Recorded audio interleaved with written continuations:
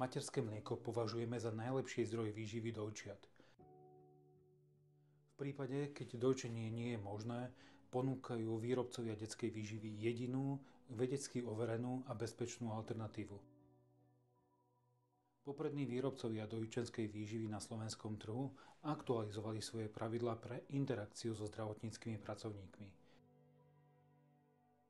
Naše spoločnosti potrebujú prístup k lekárskym a vedeckým poznatkom, aby mohli inovovať a zlepšovať svoje výrobky.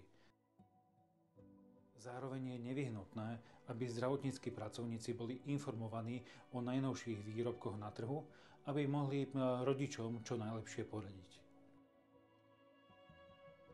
Aktualizovaný kódex je k dispozícii na stránke Slovenského združenia pre značkové výrobky a je otvorený prípadným ďalším signatárom, ktorí by sa chceli k tejto iniciatíve pridať.